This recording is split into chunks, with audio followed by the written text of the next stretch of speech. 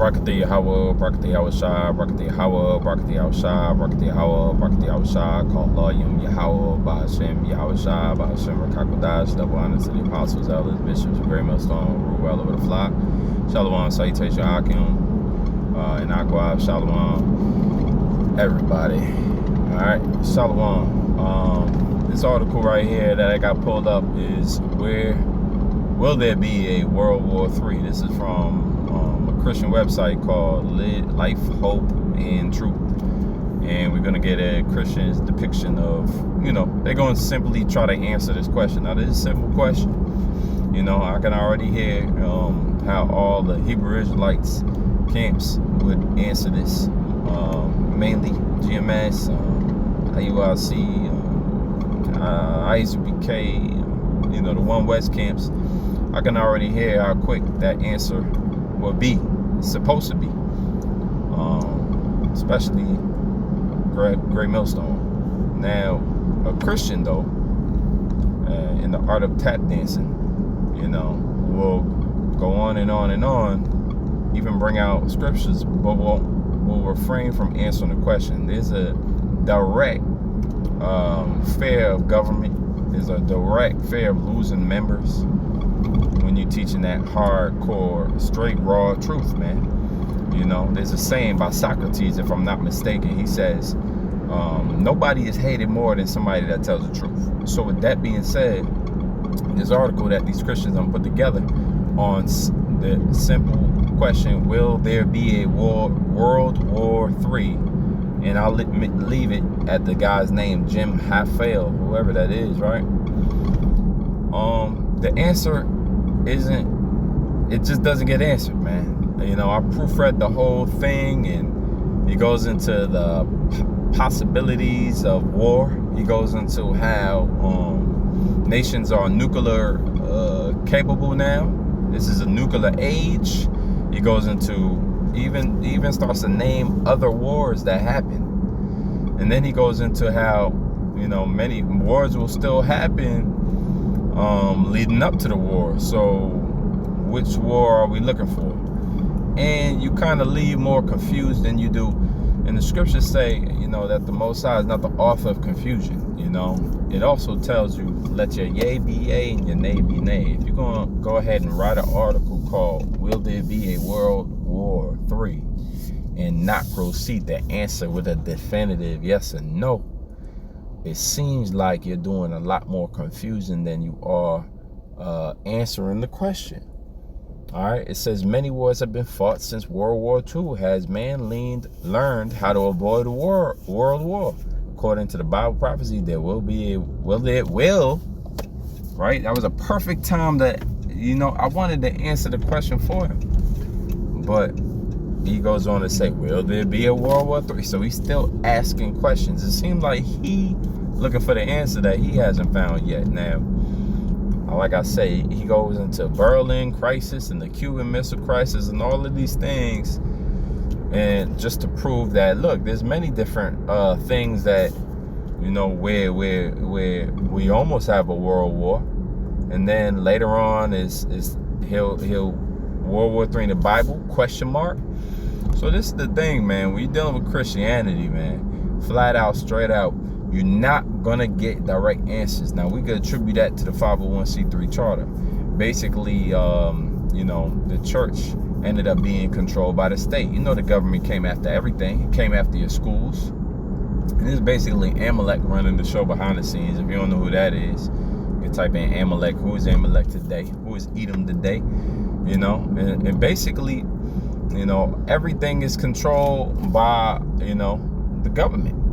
Govern mind. And so, including your churches. Now, once upon a time, churches was influential and instrumental in teaching the words of the Lord raw, right? Once in a while, you see a YouTube clip of a Jake just going in on the LGBT before that became a thing, or he going in on, sinners in the church. I can get up and walk out. Jake used to have some authority when there was a pastor and a preacher, and they used to have a fundamental, more like a authority, basically the stick. They had that stick, that integrity to stay within the scriptures with answers and make it direct and raw as possible, as convenient for the people to understand. But now you got so much, so much red tape, so much you can't say this and you can't say that, and you can't offend these people, can't offend that. It's so much PC. And you know that came from the government, man. You know that came from 501c3 charters, which we very aware. A lot of Hebrew Israelite camps say, I got this 501c3, which really kind of regulates, not kind of, but it regulates what you're able to talk about without being banned or losing your tax exempt status, see? And ultimately, to be tax exempt, you're trying to get money. You're trying to be you're trying to incorporate. You're trying to get money, right? You're trying to keep all the money in the revenue that you make. But the legalities of it is that you got to teach in the confines of what the government allows you to do, because you are now classified as a government non-tax exempt status, whatever, corporation. Anyway, reading on this article, man, it's just poor, direct answers, man. And again, this is what you get when you're dealing with Christianity. When you're dealing with the brothers, ask any brother you see. I can't ask any brother. You already know. He's going to look at you crazy if you ask him, because it's something you should already know. Will there be a World War III? There shouldn't be a Hebrew Israelite camp from here to around the world that doesn't know the answer and give you a direct answer to this question, man. All right? That's like asking, are you an Israelite? There's certain things you're going to just answer because just the spirit that's on you and has revealed to you that these things are going to come to pass. So he brings out a few things. Matthew 24, 24 and 3. What will be the sign of thy coming and the end of that age? Yep, alluding to the end of this rulership, right?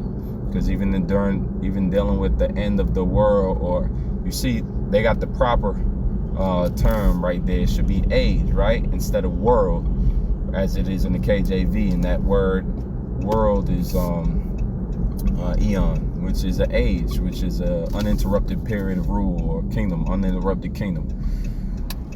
So the Most High is basically going to acquire back the rights to rule over the world, and he's going to give it to his son Yahushua when he returns, and to the Israelites. And these is things that, like I said, a lot of Christians can't answer, man. But the Heavenly Father said, it's written, any man that add or take away from these scriptures, you shall, gain all the curses that's written in the scriptures, man. So Esau's that, he's that corrupter, all right, deceiver. He's the devil that the Bible speaks of, right? He even brings out, but for the it was at Matthew 24 and 21 and 2. Unless those days shall be shortened, no flesh shall be saved, but for the elect's sake, those days shall be shortened. So even if you scroll all the way down, just looking for the answer. Look, they talking about Armageddon, which is World War III. Who will win World War III, without actually answering the question. Nowhere in here you're going to see, yes, there is going to be a World War III. Because now the next question begs, how will America be destroyed in World War III? And now you'll have to answer that, right? With burning and fuel of fire, right? And here it is. It's in movies. You see it all the time. But a Christian, you're not supposed to be a believe in the Lord, but you're running from the truth. You're running from the straight up truth, the answers, right? Unless you are not a part of the elect. So I'm going to leave it at that. I'll be right this eyes at the fine. Until next time. Shalom.